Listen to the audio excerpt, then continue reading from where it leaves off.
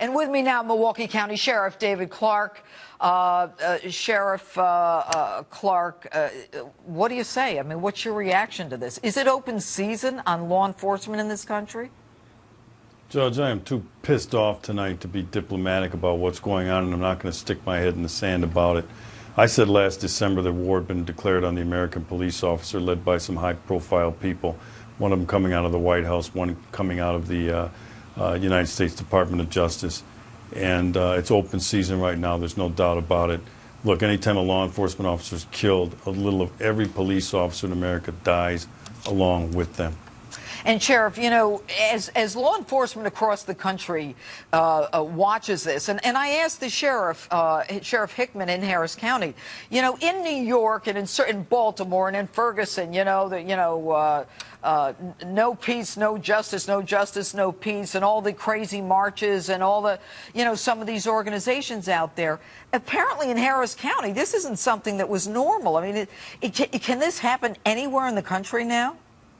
Anywhere in the United States, and I'm tired of hearing people call these black activists. They're not activists. This is black slime, and it needs to be eradicated from the American society and American culture. How do you do it, Sheriff? Well, here's how you do it. I need every law-abiding person in the United States of America to stand up and start pushing back against this slime, this filth, this disparaging the American law enforcement officer within these communities. When these ugly people come out and start this and start talking this stuff on social media, to push back against it and demand people that belong to these organizations to get out of their town. There's no room for it.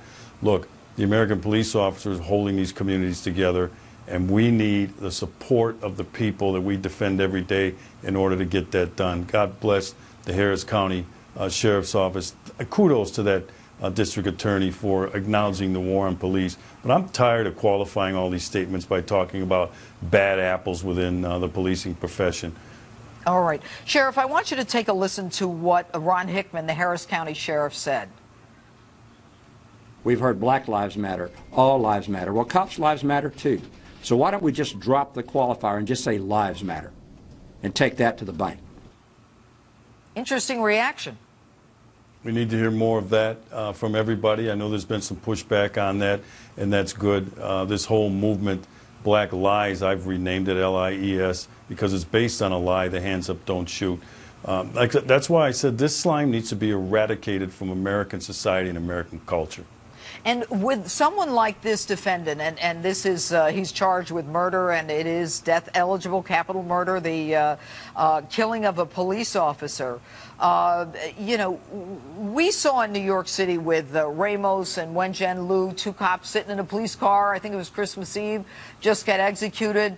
You know, someone in New York City comes after a cop with a machete in his hands. And this is happening all over the country. I mean, what impact does this have on law enforcement?